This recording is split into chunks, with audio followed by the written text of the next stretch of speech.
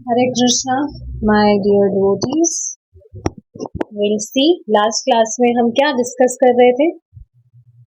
देखिए, डिस्कशन चल रहा था कि हमारे जो भी सेंसेस हैं, उसमें से सबसे प्रबल क्या है? हमारी जिह्वा. Our tongue is the most voracious among all the other senses. तभी आप देखेंगे ये प्रत्यक्ष है ये चीज कि हमारे बाकी जो सेंसेस हैं उसमें तो बेसिकली फिर भी वी कैन कंट्रोल, हम कंट्रोल कर सकते हैं. जैसे आंख है, कुछ देखना चाहती है तो हम कंट्रोल कर सकते हैं, उसे कुछ नहीं दिखाता है. कान है, कुछ सुनना चाहता है, उसको भी कंट्रोल किया जा सकता है. लेकिन जब हम जीभ कंट्रोल करते हैं तो जीभ कंट्रोल करने का बिल्कुल भी ये समाधान नहीं है कि आप उसको कुछ देना. आप देखेंगे जैसे ही आप जीभ को कंट्रोल करना चाह रहे हैं उसे कुछ ना देकर, तो वो और ज्यादा भागेगी, एकदम जंगली घोड़े की तरह भागेगी. इस वजह से आप देखिए जितने भी हमारे सेंसेस हैं, मतलब जितनी भी इंद्रिय तृप्ति है, वो सब साइड में रख के जो खाने वाला है प्रसादम, उसमें उससे हमें हमारा सब कुछ हमारी सारी इंद्रियों को बेसिकली उसमें लगाना चाहिए. जैसे पता नहीं मैं समझा पाई या नहीं, हमारे जितने भी सेंसेस हैं वो अगर भाग रहे हैं तो उनको कंट्रोल किया जा सकता है टंग से. We can feed our tongue nice prasadam. और आप देखेंगे व्यक्ति को जब बहुत अच्छा खाना खाने को मिलता है, कितना ज्यादा सेटिस्फाइड फील करता है वो. कोई दुखी व्यक्ति भी है और आप उसे उसकी कुछ मनपसंद स्वादिष्ट कुछ खाना दे दीजिए उसको, तुरंत उसका मन खुश हो जाएगा. तो साधारण खाना जब ऐसे करता है तो प्रसादम का तो कहना ही क्या. इस वजह से आप देखेंगे prasadam is not considered as sense gratification. Food is not considered as sense gratification unless it is offered to Krishna. भगवान को भोग लगा के अगर प्रसाद नहीं खा रहे तो वो सेंस ग्रेटिफिकेशन है, उससे कुछ प्योरिफिकेशन भी नहीं होता है. देखिए एक चीज समझनी चाहिए, कुछ भी चीज हम कर रहे हैं उसको हम कृष्णा से कनेक्ट नहीं कर रहे, माया की कवरिंग और डीप ही जा रही है. और जितना हम कुछ भी काम कर रहे हैं उससे कृष्णा को कनेक्ट कर रहे हैं, तो माया की जो कवरिंग है वो हटती जा रही है, प्योरिफिकेशन हो रहा है. तो जैसे देखिए कोई जॉब भी है, जैसे फॉर एग्जांपल किसी माताजी का पार्लर में कुछ काम करती है वो, तो उसको इजीली कैसे कनेक्ट कर सकती है. ठीक है, सैलरी वाला तो हमने डिस्कस किया ही था. उसके अलावा देखिए पार्लर में कुछ जो काम होता है, ये तो एक एग्जांपल दे रही हूँ, बाकी आपको देखना होगा अपने हिसाब से. इसमें कुछ दिमाग लगाने वाला चीज नहीं होता है.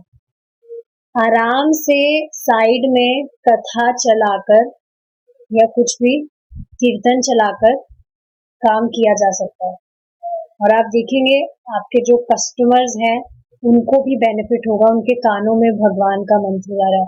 देखिए एक चीज समझने वाली क्या है, मैं आज सुबह he when I was making प्रसादम, मेरे दिमाग में ये चीज आई हर कि हम हमेशा सोचते थे ना कि कोई जादुई मंत्र होता है क्या, मैजिकल वर्ड कुछ होता है क्या. देखिए भगवान ने मैजिकल मंत्र हमें दे ही दिया. हरे कृष्णा महामंत्र एक जादुई मंत्र है, किसी की भी चेतना को परिवर्तित कर सकता है.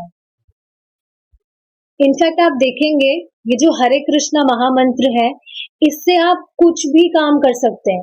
कोई शुभ काम आप स्टार्ट करना चाहते हैं, चैंटिंग करके जाइए. कोई स्टूडेंट है, एग्जाम देना चाह रहा है, एग्जाम देने जा रहा है, चैंटिंग करके जाइए.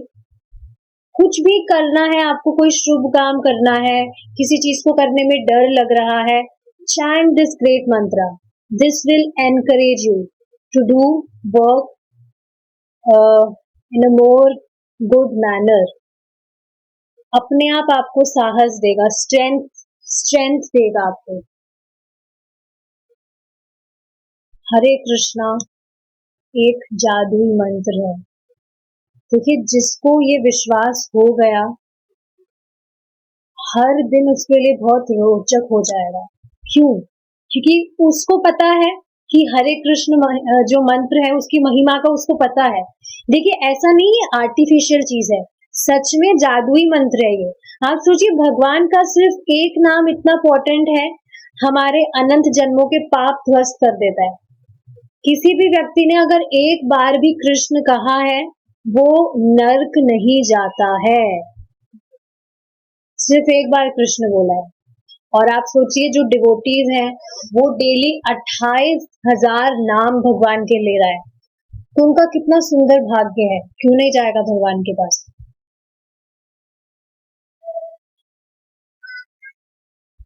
तो जिसकी भी गहन श्रद्धा हो गई एक बार इस पर, तो आप देखेंगे उस व्यक्ति को उसका भगवान का जो ये हरे कृष्ण महामंत्र है उसकी महिमा पता है, तो वो बिल्कुल चार्ज हो जाएगा दूसरों को इसे देने के लिए। किसी भी तरह से दे, किसी को आप हरे कृष्णा बोलकर ग्रीट कर सकते हैं, या उसको चैंटिंग के बारे में बता सकते हैं। मैं क्या करती हूँ, मुझे फर्क नहीं पड़ता है, सामने वाला हेलो हेलो करता है, जब तक हरे कृष्णा नहीं बोलेगा मैं हरे कृष्णा बोलती रहूंगी। एंड में वो बोल ही देता है। मुझे सच में आई रियली डोंट केयर।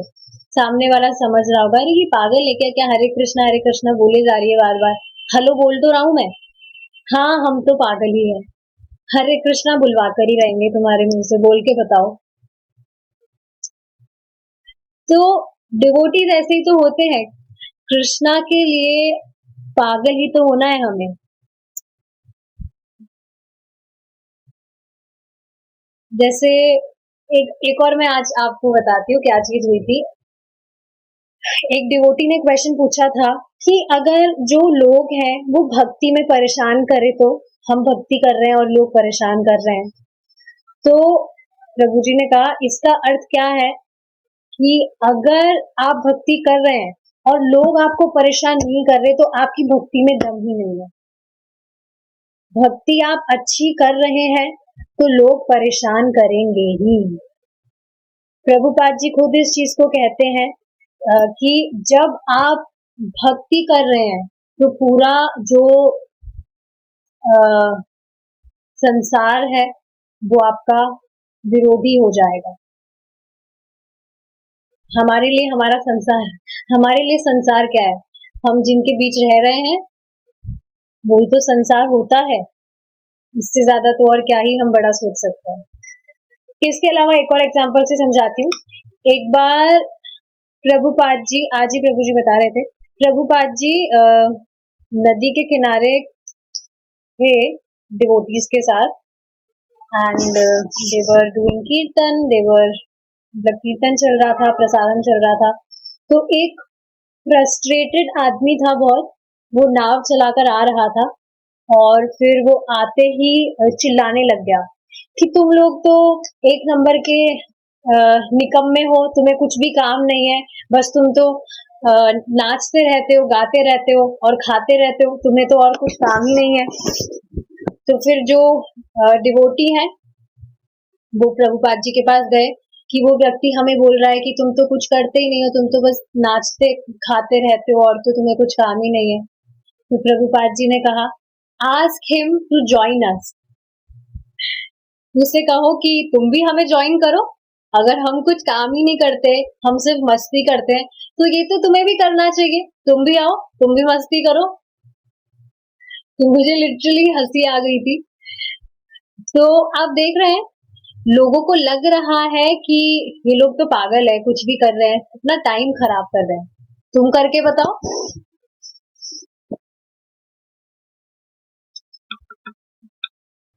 देखिए, ऐसे लोग बहुत टाइम खराब करते हैं अपना, पर उनको कहा जाए भक्ति में थोड़ा भक्ति करो, अगर मतलब थोड़ा टाइम खराब करो भक्ति करके, नहीं करेंगे।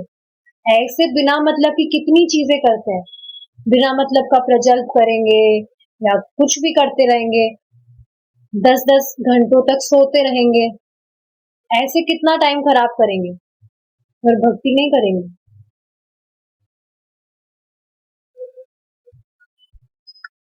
तो समझना चाहिए कि भक्ति जो कर रहा है उसको भक्ति करने के लिए चुना गया है। You have been chosen by Krishna.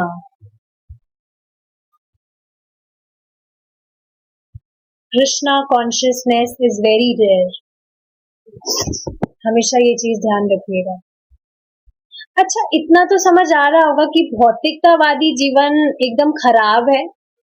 ये चीज तो समझ आ रही होगी जैसे जैसे भक्ति कर रहे हैं। भौतिकता जीवन सच में कोई टेस्ट नहीं है उसमें, प्रत्यक्ष दिखता है ये चीज। जो भी व्यक्ति भक्ति नहीं कर रहा है अपना जीवन व्यर्थ ही कर रहा है। नश्वर चीजों में नश्वर चीजों से बहुत ज्यादा अटैच्ड है, एनग्रॉस्ड है कुछ समय के लिए जो है। इस चीज को आप देखिए, सपने से जो ड्रीम होता है उससे कंपेयर कर सकते हैं। जैसे व्यक्ति सोता है तो सो रहा है वो, तो आप देखिए सोते वक्त वो सपने में कुछ खा रहा है या बहुत बड़ी गाड़ी में घूम रहा है, कुछ भी वो कर रहा है, क्या वो वास्तविकता है? सपने में उसने कुछ बहुत अच्छा खाया भी तो क्या सच में उसका पेट भर गया? तो एक तरह से ये जो नश्वर चीजें हैं जिसमें वो अपनी वास्तविकता देख रहा है, उसमें सच में तो कुछ वास्तविकता नहीं है, एक सपना मात्र है। जैसे सपना हम कुछ देर के लिए नींद लेते हैं, कुछ देर के लिए सपना देखते हैं, फिर खुल जाती है नींद, सपना उड़ जाता है, टूट जाता है। उसी तरह से तो ये सारी चीजें हैं। इतना मेहनत करके नश्वर चीजों को इकट्ठा कर रहा है, बहुत बड़ा घर बनाने में पूरी अपनी एनर्जी लगा रहा है, कितना कितना अपना जो भी सामर्थ्य है उसको कैसे गवा रहे हैं लोग एक सपने के लिए। पता भी नहीं है कि आज सोए तो कल सुबह उठेंगे भी क्या। और लिटरली ऐसा होता है, जो काफी मतलब जो लोग हैं पूरा पूरा जीवन लगा देते हैं बहुत कुछ इकट्ठा करने में और खुद भी उसको काम में नहीं ले पाते, ऐसा का ऐसा इकट्ठा करा हुआ ही रह जाता है, चल देते हैं फिर छूट जाता है दिन, तो किस काम का।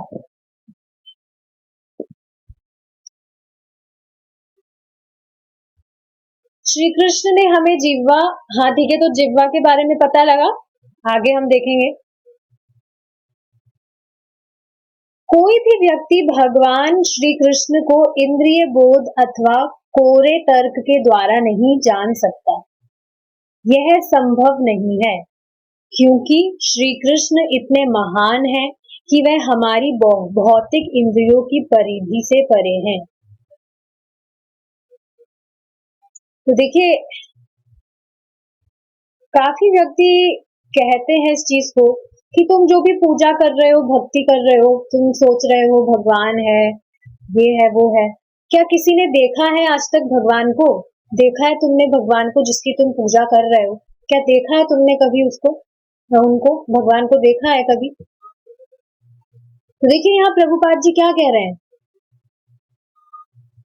भगवान को देखना तो दूर, भगवान को समझा भी नहीं जा सकता है हमारी भौतिक इंद्रियों से। आपको पता है स्वयं ब्रह्मा जी इस चीज को कहते हैं कि मतलब जो ब्रह्मा जी हैं वो श्रेष्ठ हैं, जितना भी मटेरियल वर्ल्ड है, जितने भी मटेरियल वर्ल्ड है उनका पूरा जो मैनेजमेंट है वो ब्रह्मा जी करते हैं। किसी को किसको कैसे देना है, अपने कर्म के अनुसार उसको कितना क्या देना है, सारी चीजें वो मैनेज करते हैं। उसके बाद स्वयं वो कहते हैं कि मैं खुद आज तक भगवान को नहीं जान पाया, जबकि हर रोज भगवान पे मेडिटेट करते हैं, ध्यान लगाते हैं।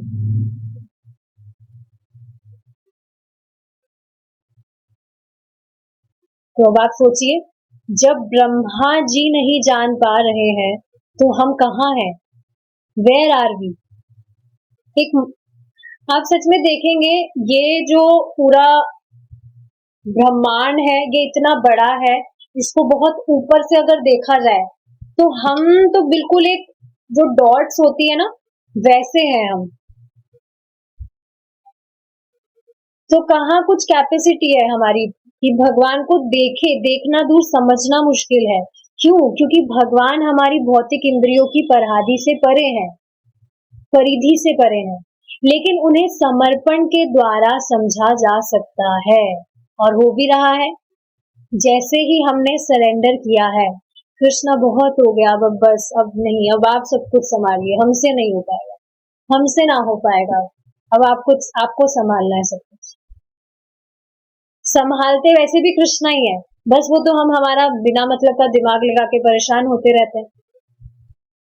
तो समर्पण मतलब भगवान का आश्रय लिया है, भगवान की भक्ति करना शुरू किया है और उसी से समझा जा सकता है। आप देखेंगे कि क्या देखेंगे, क्या कह रही थी मैं?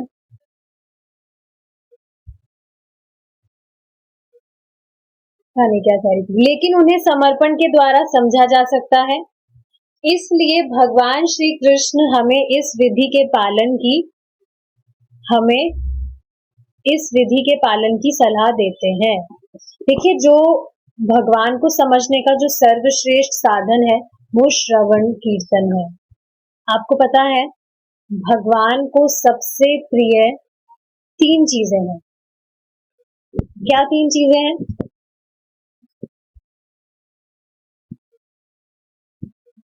श्रवणम, भगवान का यश, भगवान का जो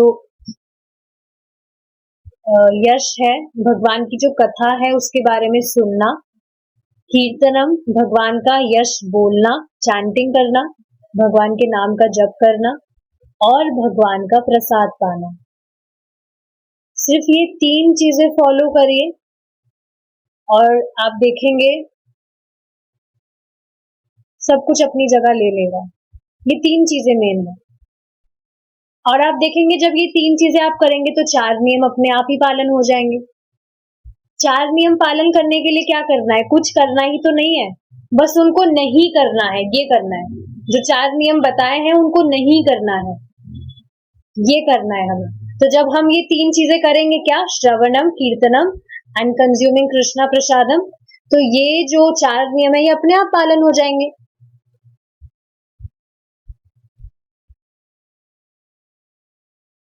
तो इसलिए भगवान श्री कृष्ण हमें इस विधि के पालन की सलाह देते हैं।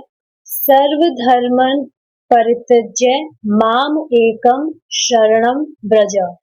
श्रीमद् भगवद गीता का श्लोक है ये। इसका अर्थ क्या है?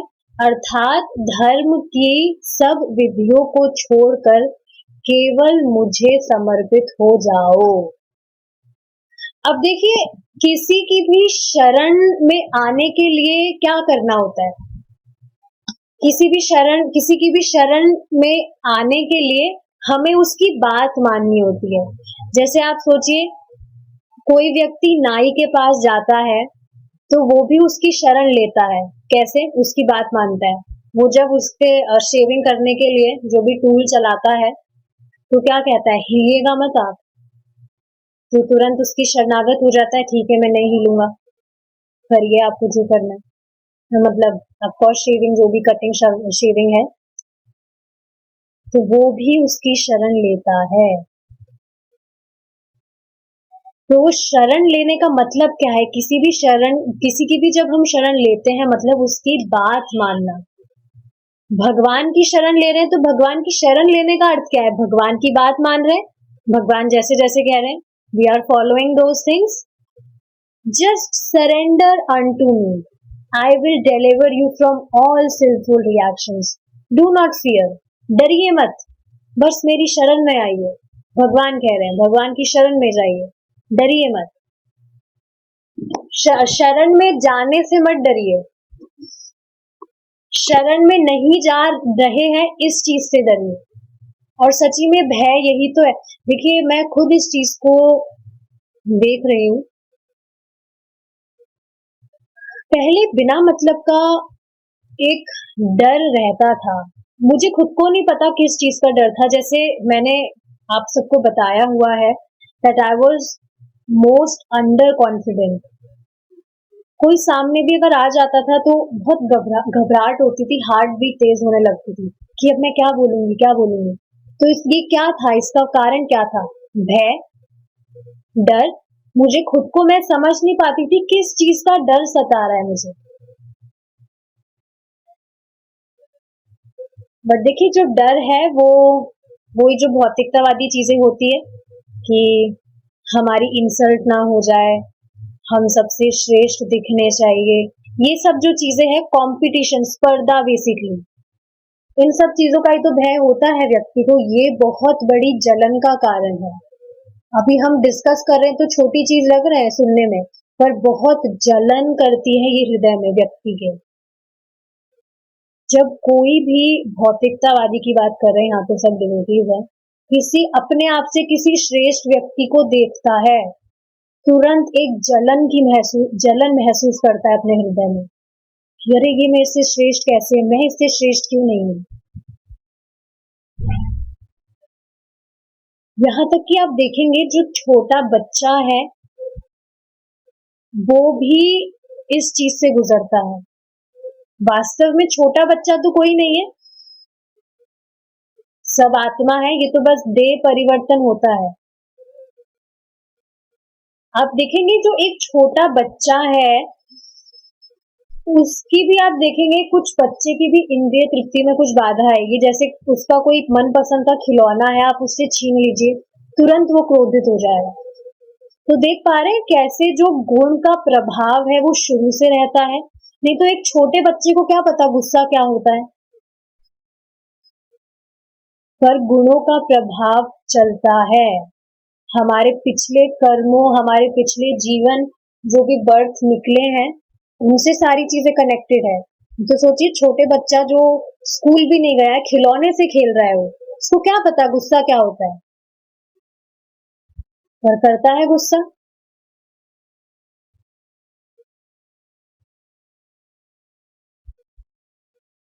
तो पता नहीं बात कहाँ रही थी। हमारी बीमारी यह है कि हम विद्रोही है। यस, ये हमारी बीमारी है। स्वैर आचरण, मन, हम जो मन चाहता है बस उसकी मर्जी के हिसाब से हम चलना चाहते हैं। हम किसी को अधिकारी मानने के लिए तैयार नहीं है। फिर भी प्रकृति इतनी शक्तिशाली है कि वह किसी ना किसी अधिकारी को हमारे ऊपर थोप ही देती है। ये चीज तो दिख रही है। हम जैसे ये चीज स्वीकार नहीं करना चाहते कि हमसे कोई श्रेष्ठ हो, पर कोई ना कोई हमसे श्रेष्ठ हमेशा होता है। ये प्रकृति बनाई ही इस तरह से गई है। हमसे हमेशा कोई ना कोई श्रेष्ठ जरूर होगा और हमसे कोई ना कोई नीचे निम्न होगा ही होगा। तो देख रहे हैं हम जो है, हमारी बीमारी क्या है कि हम विद्रोही है। स्वैर आचरण मतलब कि हम बस खुद के मन की करना चाहते हैं। आप देखेंगे कोई भी चीज हम जो करते हैं हम उसे लंबे समय तक नहीं करना चाहते। We need change. पर आप देख रहे हैं भक्ति में तो कोई चेंज नहीं है, वही हमें डेली 16 राउंड स्टैंड करने हैं और प्रसाद पाना है, भगवान की कथा सुननी है। और इसका प्रमाण क्या है कि हमें कोई चेंज नहीं चाहिए? क्योंकि हमें कोई छुट्टी नहीं चाहिए। आप देखेंगे जो भी व्यक्ति जॉब करते हैं उनको संडे की छुट्टी चाहिए होती है। क्यों? Because they need some rest. They are not happy with their work. हालांकि करने से उनको कुछ भी सैलरी पैसे मिल रहे हैं, पर फिर भी उनको छुट्टी चाहिए। बट भक्ति हम कर रहे हैं क्या? कभी सोचा, मतलब किसी के दिमाग में आता है बस बहुत भक्ति हो गई आज, अब छुट्टी करते हैं थोड़े दिन, गर्मियों की छुट्टी आने वाली है, छुट्टी मनाते हैं थोड़ा?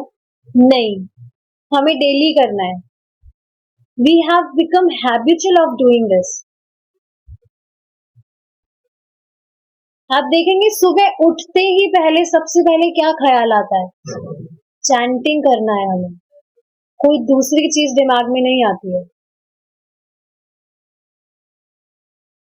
ऑफ कोर्स जो डिवोटी सुबह चैंटिंग कर रहे हैं, अब जो सुबह चैंटिंग ही नहीं कर रहे उनका तो फिर उनके भगवान ही मालिक है। वैसे सभी के भगवान मालिक है, पर मैं बार बार बता रही हूँ सुबह चैंटिंग करिए, बहुत इंपॉर्टेंट है। और सुबह जो चैंटिंग कर रहे हैं they have reached to 16 rounds.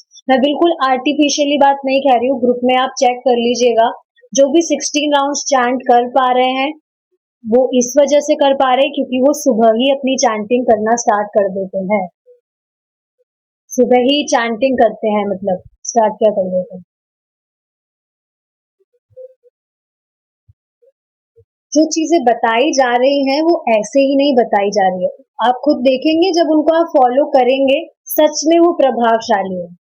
ये तो किसी चीज पे बार बार पे जब फोर्स किया जा रहा है तो क्यों किया जा रहा है, उसके पीछे कुछ रीजन है, इस वजह से तो किया जा रहा है।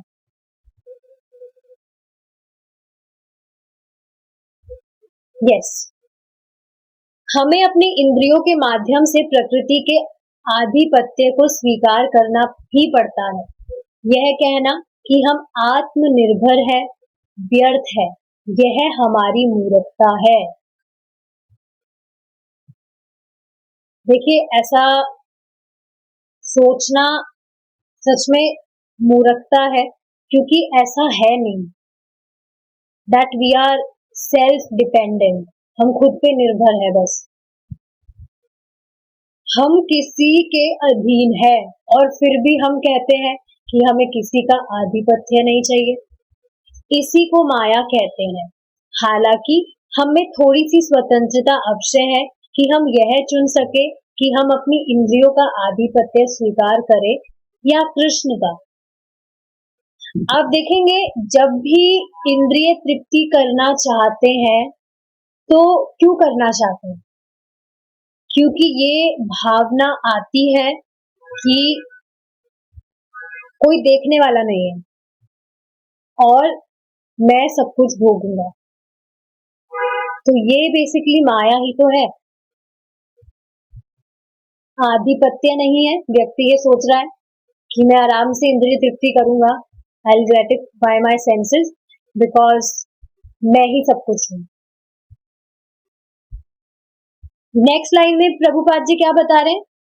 हालांकि हम में थोड़ी सी स्वतंत्रता अवश्य है कि हम यह चुन सके कि हम अपनी इंद्रियों का आधिपत्य स्वीकार करें या कृष्ण का। तो देखिए, ये जो विवेक है ये सत्संग से आता है। When we take association of devotees, तब ही ये विवेक जागृत होता है। क्या जागृत होता है, मतलब क्या विवेक आता है? हमें पता लगता है कि हाँ, ये जो है ये जीवन का सार है, this is the right thing and we should follow this, ये पता लगता है हमें। देखिए, भक्ति की बात कही जा रही है कि एसोसिएशन जरूरी है, ठीक है। आप देखिए बाकी जो भौतिकतावादी काम भी है, भौतिकतावादी इन सेंस जो गुड हैबिट्स की बात करें, जैसे पहले जो था कि 5 बजे हमें उठना है, जो 5 AM सेशन अटेंड किया था, 5 बजे हमें उठना है और जो भी वो एक्टिविटीज कराते थे, मेडिटेशन, मूवमेंट, मास्टरी, तो आप देखेंगे उसमें भी वो क्या चीज कहते थे बार बार, एसोसिएशन में सब कुछ होता है, एसोसिएशन में सब कुछ होता है, एसोसिएशन में वी ग्रो मोर। तो आप सोचिए जब जो साधारण चीजें हैं उसमें एसोसिएशन की नीड है, तो भक्ति में एसोसिएशन लिए बिना काम चल जाएगा, ऐसा कैसे हो सकता है? टुगेदर वी ग्रो मोर, क्योंकि हम खुद मोटिवेट रहते कि हाँ, हमारे जैसे और भी व्यक्ति हैं जो फॉलो करना जो फॉलो कर रहे हैं, तो फिर हमें भी करना चाहिए। मोटिवेशन मिलता है, एक ज़ील जो है वो आती है, इच्छा आने लगती है कि हाँ, सब कर रहे हैं। जैसे कोई व्यक्ति डाउन भी हो रहा है, अच्छे से नहीं कर पा रहा है, दूसरों को देखकर वो करने लगता है कि हाँ ये भी तो कर रहे हैं, मैं भी करता हूँ। किंतु सबसे बड़े और परम अधिपति तो भगवान श्री कृष्ण ही है, क्योंकि वह हमारे शाश्वत शुभचिंतक है और वह हमेशा हमारे हित की ही बात कहते हैं। Just surrender unto me, I will deliver you from all sinful reactions. Do not fear. Bhagavad Gita 18.66। तो भगवान कह रहे हैं तुम मेरी शरण में आओ और मैं तुम्हें सभी जो भी तुमने पाप किए हैं उन सभी से मैं तुम्हें मुक्त कर दूंगा। डरो मत। हाँ, नहीं आने से डरो, तुम नहीं आ रहे हो ये डरने की बात है। तो कोई भी व्यक्ति अगर भगवान की शरण में नहीं जा रहा है तो वो भयभीत होने वाली बात है। शरण में जा रहा है तो भय कैसा, सब कुछ तो भगवान संभाल ही लेंगे। तो देखिए मनुष्य की बीमारी क्या है कि वो विद्रोही है। किसी का आश्रय लेना नहीं चाहता, जबकि देखा क्या जा रहा है, व्यक्ति आश्रय लिए बिना रह ही नहीं सकता है। हम किसी को अधिकारी मानने के लिए तैयार नहीं है, फिर भी प्रकृति इतनी शक्तिशाली है कि वह किसी ना किसी अधिकारी को हमारे ऊपर थोप ही देती है। इसका अर्थ क्या है? हमेशा हमसे कोई श्रेष्ठ है और हम हमेशा किसी के नीचे हैं। तो हमसे भी कोई नीचे है, तो कोई भी ऑल परफेक्ट तो नहीं हो सकता है, राइट? पॉसिबल ही नहीं है, क्योंकि ये जगत बनाया ही ऐसा है। आप देख रहे हैं, देखिए आप सोच रहे होंगे कि हम तो इतने अच्छे बच्चे हैं, हम तो कुछ गलत चीजें भी नहीं करते हैं, फिर हमको इतना क्यों दुख मिला जा रहा है प्रकृति के द्वारा ही। देखिए कोई भी अच्छा बच्चा सच में होता तो वो यहाँ होता नहीं, पहली बात तो ये है, वो भगवान के पास होता। दूसरी बात क्या है, ये जगत बनाया ही ऐसे ही गया है कि जो व्यक्ति है वो यहाँ सुखी रह ही नहीं सकता, सेटिस्फाइड रह ही नहीं सकता है। इसकी बनावट ही ऐसी है, पूरा प्लान करके बनाया गया है इसको। और जब व्यक्ति दुखी होगा, माया के द्वारा उसे जूते पड़ेंगे, परेशान होगा, तभी तो उसे समझ आएगा क्या इसके अलावा भी कुछ और चीज है, या मुझे हमेशा यही सब कुछ भोगना पड़ेगा। हमें अपनी इंद्रियों के माध्यम से प्रकृति के आधिपत्य को स्वीकार करना ही पड़ता है। We are bound to accept all these things. जैसे एक जेलर जब जेल में होता है तो वो बद्ध होता है वहां रहने के लिए और वहां के हिसाब से ही जो भी काम है उसके करने के लिए ही इज बाउंड, फ्री नहीं है वो, तो उसे स्वीकार करना ही पड़ता है। जेल में चार दीवारी में उसे रहना पड़ता है, उसे ये चीज स्वीकार करनी ही पड़ती है। यह कहना कि हम आत्मनिर्भर है व्यर्थ है, यह हमारी मूर्खता है। सच में ये मूर्खता ही तो है, कहाँ हम आत्मनिर्भर है। एक बाथरूम की कॉल को तो रोक नहीं सकता है व्यक्ति, कहाँ से वो आत्मनिर्भर है। इससे मेरे को एक एग्जाम्पल याद आ गया। एक बार एक कोई व्यक्ति थे, वो बार बार यही घोषणा कर रहे थे, यही बोल रहे थे मैं भगवान हूँ, मैं भगवान हूँ। तो महाराज जी ने उसे, पता नहीं महाराज जी ने किया था या किसने किया था, कमरे में बंद कर दिया उस व्यक्ति को। अब उसको वॉशरूम जाना था, तो वो मतलब चिल्लाने लग गया, मुझे खोलो मेरे को जाना है, मुझे बाहर निकालो, मुझे बाहर निकालो।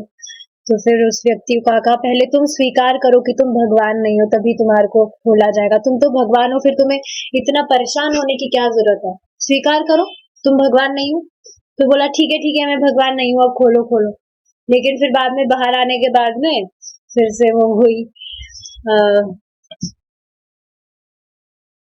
पता नहीं उस वर्ड को क्या बोलेंगे, मतलब फिर से वो ढीठ पने पे ही आ गया मैं भगवान हूँ, फिर से वो वही बोलने लग गया।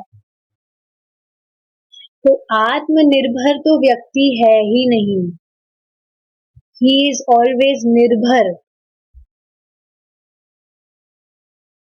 खुद सोचिए ना, जो हवा हम ले रहे हैं, सांस ले रहे हैं, ये किसी साइंटिस्ट ने तो नहीं बनाया है, इन्वेंशन किया है क्या साइंटिस्ट ने? जो भी अ, हमें लाइट मिल रही है, कौन सी नेचुरल लाइट, सन बेबिंग, सन गेजिंग करते हैं, तो ये क्या साइंटिस्ट ने इन्वेंशन किया है इनका? निर्भर तो है हम, फिर कैसे व्यक्ति कह सकता है कि वो निर्भर नहीं है? हम किसी के अधीन हैं और फिर भी हम कहते हैं हमें किसी का आधिपत्य नहीं चाहिए। इसी को माया कहते हैं। समझ पा रहे हैं? हालांकि हमें थोड़ी सी स्वतंत्रता आवश्यक है कि हम यह चुन सके कि हम अपनी इंद्रियों का आधिपत्य स्वीकार करें या श्री कृष्ण का। तो जो जीव है वो इच्छा के लिए स्वतंत्र है, इतनी सी उसको स्वतंत्रता दी हुई है। क्यों? ताकि खुद ही इच्छा करके भगवान की शरण में जा सके। ये तो सबको पता है कि जो प्रेम है वो किसी पे थोपा नहीं जा सकता, राइट? क्या हम किसी से जबरदस्ती प्रेम प्राप्त कर सकते हैं? नहीं। कोई व्यक्ति आपसे प्रेम पूर्ण अगर स्वभाव करेगा तो वो अपनी इच्छा से करेगा। हाँ, ये चीज अलग है कि आजकल लोग दिखावा करते हैं, खुद का स्वार्थ पूरा हो जाए इस वजह से। That is another point. But ये समझना चाहिए कि प्रेम थोपा नहीं जाता। नहीं तो भगवान जो सर्व सामर्थ्य है, उनके लिए क्या बड़ी बात है सबको अपने धाम ले जाना? उनके लिए कोई बड़ी बात नहीं है। बट कृष्णा चाहते हैं कि जो जीव है वो खुद इच्छा करे, खुद चाहे कि नहीं मुझे भगवान का प्रेम चाहिए, मैं भी कृष्ण से प्रेम करना चाहता हूँ। I really want to go back to Godhead. I really want to go to God I really want to go back to Godhead. खुद की इच्छा वो करे, थोपना नहीं चाहते। जैसे फॉर एग्जाम्पल से मैं आपको समझाती हूँ। जैसे बर्थडे होता है, तो ऐसा होता है ना कि एक तो आपका बर्थडे है, मतलब बर्थडे सच में कोई सेलिब्रेशन करने वाला तो कोई दिन है नहीं। बर्थडे मतलब इस जेल में हमारा जन्म हुआ तो हम जेल में आए हैं, उसके लिए हम सेलिब्रेशन कर रहे हैं, ये हम जेल में कैद हो गए, ये तो बहुत खुशी की बात है। तो ये मूर्खता नहीं है? ऑफ कोर्स पहले जब पता नहीं थी ये चीज तब वो व्यक्ति कर रहा है तो चलो कोई बात नहीं, उसको नेग्लेक्ट किया जा सकता है। पर पढ़ने के बाद में भी अगर इन सब चीजों में लगा है, I just hate my birthday, I don't know why. मतलब हेट नहीं, मतलब ऐसी कोई रुचि नहीं है कि मुझे कुछ सेलिब्रेट करना है। पहले सात्विक लाइफस्टाइल जब फॉलो करती थी, भक्ति में नहीं थी, तो हाँ ये बहुत था कि सात्विक वे में मेरे को मेरा बर्थडे सेलिब्रेट करना है। बट अब कुछ नहीं। जैसे काफी डिवोटीज हैं, वो सोचते हैं कि हम हमारा कृष्णा कॉन्शियस वे में we will celebrate our birthday, but मेरा तो मन नहीं करता है। मतलब ऐसा नहीं है, देखिए मैं जब कोई चीज कहती हूँ तो खुद का गुणगान करने के लिए बिल्कुल मैं नहीं कहती हूँ ये चीज। काफी डिवोटीज है जिनका मन नहीं करता है, क्या है मतलब कुछ भी तो नहीं है। Birthday, you won't believe when I was not into Krishna consciousness, I used to celebrate my birthday whole month। पूरे मंथ में हर दूसरे दिन केक काटती थी, ये माय बर्थडे। कितनी बड़ी मूर्खता है ये। अब खुद पे हंसी आती है, कितनी बड़ी पागल थी मैं। या जैसे स्टेटस तो मैं नहीं देखती हूँ, अवॉइड करती हूँ। और जैसे कभी गलती से कुछ खुल जाता है तो मैं देखती हूँ जब, तो मुझे फिर से पुराना कुछ याद आ जाता है, हो ही जाता है ऐसा। तो मुझे याद आ रहा था कि पहले कितनी एक जलन सी महसूस होती थी। जैसे आप देखिए ना, आजकल क्या मतलब हमेशा से जो भी स्टेटस लगाता है, हमने ये सुंदर ड्रेस पहना है, वो पहना है, ये पहना है, क्यों क्यों लगाता है वो? दूसरों को दिखाने के लिए, टू शो ऑफ। और क्या ही कारण हो सकता है, आप बताइए। तो जो डिवोटीज होते हैं, they don't put all these things on their status, क्योंकि उनको पता है कुछ रखा नहीं है इन चीजों में। इससे अच्छा हम भगवान से रिलेटेड कुछ स्टेटस लगाए ना, कुछ इन्फॉर्मेशन, ताकि कोई व्यक्ति उसे पढ़े तो उसे भी कुछ ज्ञात हो कि हाँ, ये काम की चीज है। Devotees always try to do anything. They try to connect it with Krishna, and they try to connect others also with Krishna. एक सच्चा जो भक्त है वो हमेशा इन चीजों में लगा रहता है। हमेशा वो कुछ ना कुछ ऐसा ही करेगा जिससे उसको खुद को तो भगवान की स्मृति हो, साथ में सामने वाले को भी भगवान की स्मृति हो जाए। Isn't this just amazing? एक और चीज मैं आप सबसे शेयर करना चाहती हूँ। जैसे आई रिमेम्बर, कल की ही बात है, मेरे दिमाग में ये चीज आ रही थी कि ये कितना प्रोफाउंड नॉलेज हमें मिला है। क्या मिला है कि अगर हम किसी व्यक्ति को कुछ देते हैं और उसमें भी कृष्ण केंद्र में नहीं है, जैसे कुछ परोपकार का काम। मैं जैसे I visited temple day before yesterday. मैं देख रही थी कि लोग कितना मतलब धर्म वगैरह करना चाह रहे हैं। They donate to needy people, whatever, सब कुछ करते हैं, बट स्टिल अगर कृष्णा केंद्र में नहीं है तो वो ही जो चीज है वो बंधन का कारण बन जाता है। अब आप सोचिए, ये जब नॉलेज हमें मिला है तो डिवोटीज कितने ज्यादा कॉन्शियस हो गए हैं। उनके पास अवकाश ही नहीं है कि कृष्ण से इतर कुछ करें। किसी दूसरे व्यक्ति के लिए भी अगर वो कुछ करना चाहते हैं तो कृष्णा हमेशा केंद्र में है। ऑफ कोर्स खुद के लिए कुछ कर रहे हैं तब तो हमेशा कृष्ण केंद्र में है ही, लेकिन हम जैसे किसी को कुछ देना चाहते हैं, किसी की सहायता करना चाहते हैं, तो हमेशा डिवोटी ये चीज सोचेगा कि मैं कृष्ण से कैसे कनेक्ट करूं इस चीज में। Isn't this just amazing? कितने सारे रिफ्लेक्शन कृष्णा देते हैं। मैं लिटरली ये चीज देख रही थी कि जो भी शास्त्र है, जो भी व्यक्ति शास्त्र पढ़ रहा है, चीजों को बिल्कुल अच्छे से समझ रहा है, उसको अपनी प्रैक्टिकल लाइफ में फॉलो कर रहा है, खुद इस चीज को देखेगा कि कहाँ ही अवकाश छूट रहा है कि हम कृष्णा से इतर कहीं जाए, कुछ भी हम काम करें जिसमें कृष्ण केंद्र में ना हो। मुझे लिटरली, वैसे तो कोई मजबूरी होती नहीं है, I just neglect all the मजबूरीज। मैं जाती ही नहीं हूँ उन केसेस में, अपने आप को दूरी रखती हूँ मैं। जैसे काफी डिवोटीज के मैं केस सुनती हूँ कि हम यहाँ फंस गए, हमें यहाँ जाना पड़ गया, वहां जाना पड़ गया।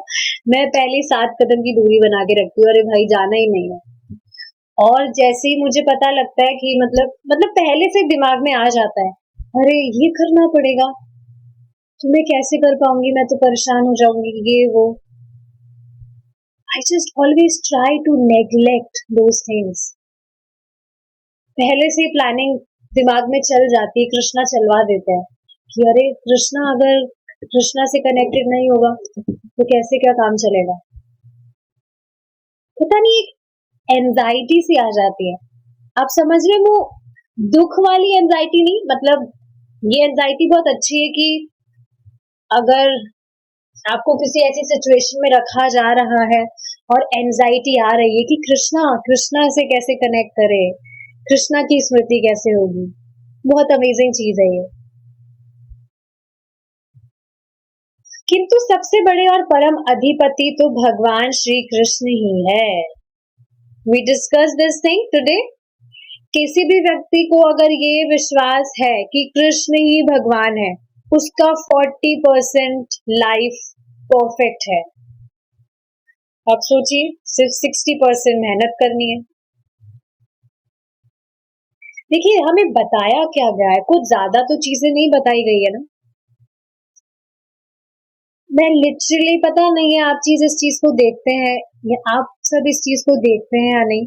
मैं प्रत्यक्ष इस चीज को देखती हूँ कि बाकी सारे लोग जितनी मेहनत कर रहे हैं, जितनी तपस्या कर रहे हैं, उसके कंपैरिजन में हमें जो बताया गया है करने के लिए वो कुछ भी नहीं है। कुछ भी तो नहीं है। कहाँ तपस्या है?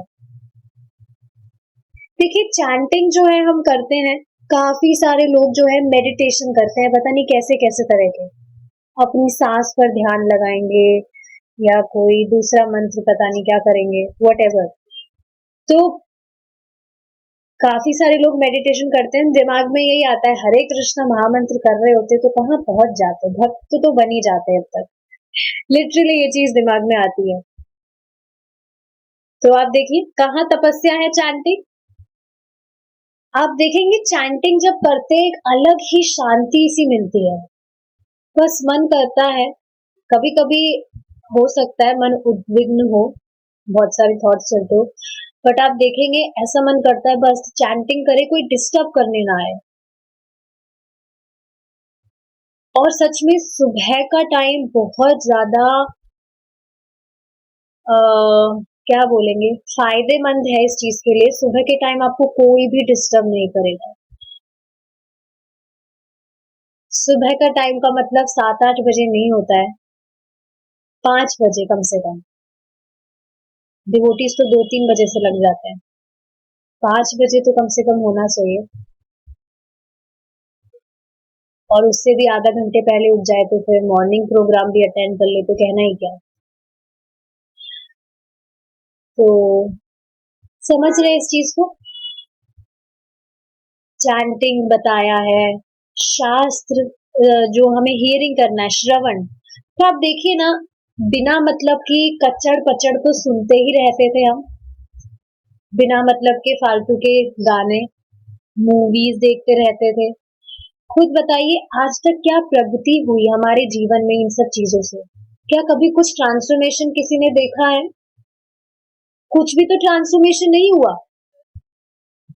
बल्कि लोग इस चीज को समझते नहीं है, जितना इन चीजों में मतलब जितना इन चीजों में लगते हैं उतनी और ज्यादा कवरिंग हो रही है माया की, और ज्यादा डीप जा रहे हैं डार्कनेस में। समझते नहीं है लोग। डिवोटीज को भी समझना चाहिए, थोड़ा सा भी अगर हम कुछ कर रहे हैं, कृष्ण से इतर कर रहे हैं, कभी कभी भी अगर हम चीट डे कर रहे हैं, भगवान का प्रसाद नहीं खा रहे हैं, तो माया पकड़ती है। आप खुद बताइए ना, कोई भी व्यक्ति मेहनत कर रहा है और मेहनत करने के बाद में, जैसे फॉर एग्जाम्पल कोई आग जला रहा है, मेहनत से उसने आग जलाई, बहुत सारी लकड़ी इकट्ठी करी और क्या क्या उसने इकट्ठा किया, और फिर बीच बीच में उसमें पानी डाल रहा है वो, तो वो अग्नि कहाँ फिर वो बढ़ेगी?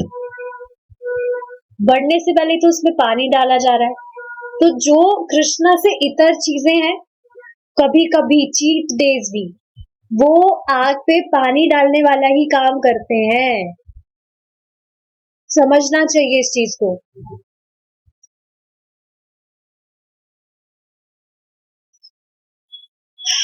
जैसे अभी कौन सा फेस्टिवल था, राखी, तो हाँ, जो रिलेटिव्स थे वो आए थे, तो कुछ मिठाई वठाई लेकर आए थे वो अपने साथ। सो दे, मतलब उन्होंने मुझे कहा कि लीजिए, आए, मतलब मैंने स्ट्रेट फॉरवर्डली बता दिया कि नहीं, मैं कृष्णा के प्रसाद के अलावा कुछ नहीं खाती। देखिए, ये चीज कह देनी चाहिए,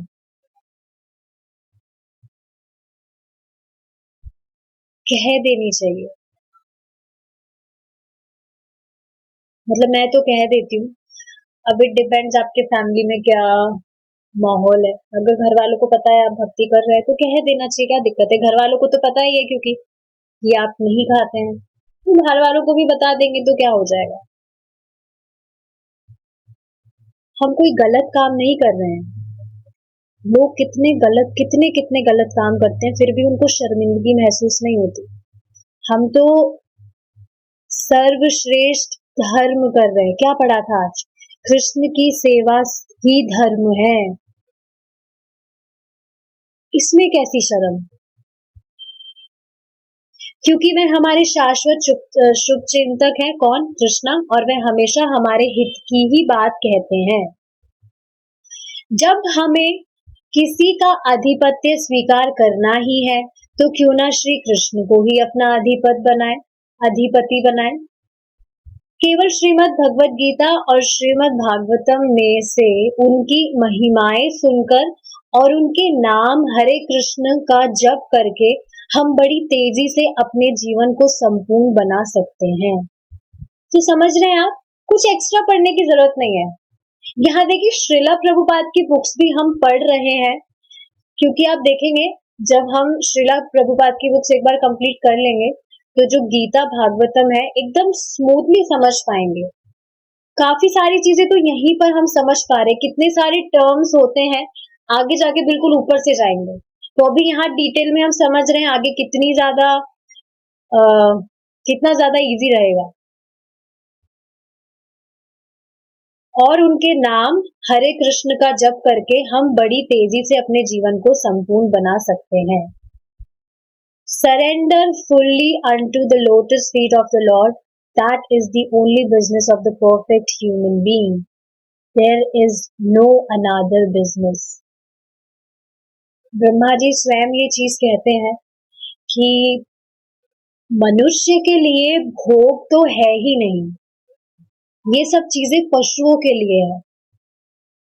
मनुष्यों का जो जीवन है वो सिर्फ और सिर्फ किसके लिए है? तप करने के लिए, अपने आत्म साक्षात्कार के लिए वो कुछ करे, इसके लिए है। मिला, बताइए ना, मनुष्य जीवन मिला क्यों है? क्या सिर्फ खाने पीने सोने के लिए? इसके लिए तो नहीं ही मिला है। ये तो सोचने वाली बात है। समझ आ रहा है अब? तो क्योंकि पशु भी इजीली कर लेते हैं, उनको तो बहुत इजीली सारी चीजें मिल जाती है। Only human beings have that elevated consciousness to understand these things. Animals can't understand these things. So we should understand this thing. Alright, we'll stop here now. Srila Prabhupada की जय, निताय गौर प्रेमानंदे, हरि बोल।